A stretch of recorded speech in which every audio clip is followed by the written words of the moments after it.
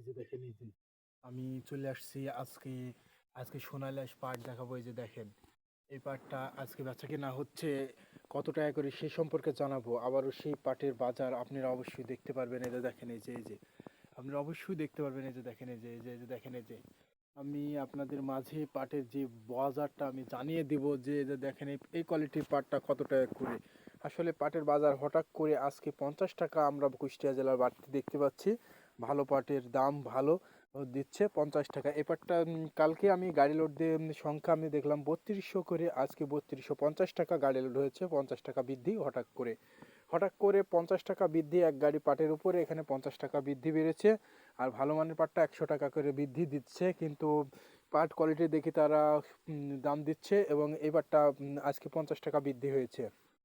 আবারও পাটের দাম বাড়লো। এটা 3250 টাকা আজকে আজকে দাম দিয়েছে। এটা 3250 এই পাটটা। আসলে বাংলাদেশে কুষ্টিয়া জেলার পাট আমরা কি বুঝতে পারছি না, তারা কোয়ালিটি বাই কোয়ালিটি কিনছে না কিনছে ভালো পাটটা 3250 টাকা। যে আজকে কালকে দেখলাম যে একই পাট 3200 কিনলো, আজ 3250, তাহলে 50 টাকা বৃদ্ধি পেয়েছে। আর বাংলাদেশের যে মেল মালিক তারা বলছে যে আমাদের পাটের চাহিদা অনেক আছে, তোমরা পাট নিয়ে আসো, আমরা ন্যায্য পরিমাণ দাম দেবো। এবং মেলে আমরা দেখতে পাচ্ছি যে খুবই মেলে পাট যাচ্ছে। কুষ্টিয়া জেলার পাট যে খালি খালি কোথায় যাচ্ছে, খুলনা মেলে যাচ্ছে বা অন্যান্য মেলে যাচ্ছে। আমরা দেখতে পাচ্ছি যে পাট যাচ্ছে। বাংলাদেশের সরকার আরও বলেছে যদিও নির্বাচনে দেওয়ার ব্যবস্থাপনা আছে, কিন্তু পাটের উপরে চাহিদা আছে। যেমন পাট, এই যে সোনালী আঁশ পাট, যেমন চামড়া দেখেন দাম বাড়ছে। সোনালী আঁশ পাটেরও দাম বাড়ছে। গরু ছাগলের যে চামড়া আসে, পশুর যে চামড়াটা, যে সেই চামড়াটার দাম বাড়ছে। যে চামড়াটা ছিল 70 থেকে 80 টাকা, সেটার দাম বেড়েছে 200 টাকা পর্যন্ত।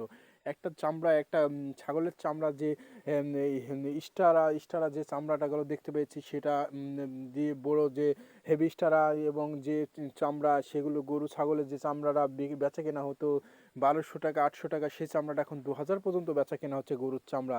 আসলে দেখো, চামড়া আর সোনালী আঁশ পাটের পার্থক্যটা আমরা দেখতে পাচ্ছি যে এটা আসলে আমরা যদি বিদেশে রপ্তানি করতে পারি তাহলে অবশ্যই দাম হবে। এতদিন আমরা বিদেশে তারা পাট রপ্তানি করতে পারতো না, বিদেশে যেত না, এবং পাট অবশ্যই বিদেশে যাচ্ছে।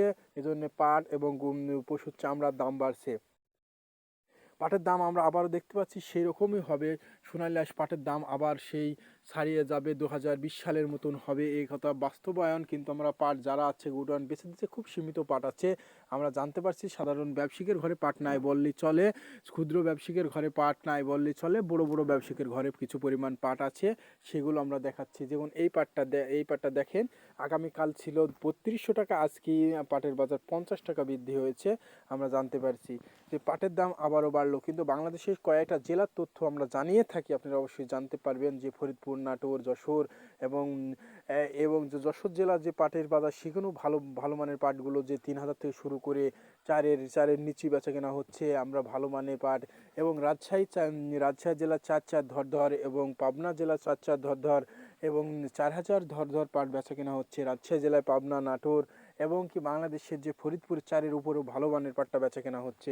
অবশ্যই পাটের দাম আজকে বাড়ছে, আজকে বেড়েছে যে 50 টাকা প্রতি মণে বেড়েছে। যে নর্মাল পাটটা যেটা বেচা কেনা হয়েছিল 3100, সেটা 3150, যেটা একটু ভালো 3200 যে পাটটা ছিল 3200 থেকে 50 এবং 3300 পর্যন্ত বেচা কেনা হচ্ছে কুষ্টিয়া জেলার পাট। ভালো মানের পাট ভালো দাম পাচ্ছে কোয়ালিটি অনুযায়ী, কিন্তু এই পাটটা 50 টাকা বৃদ্ধি পেয়েছে।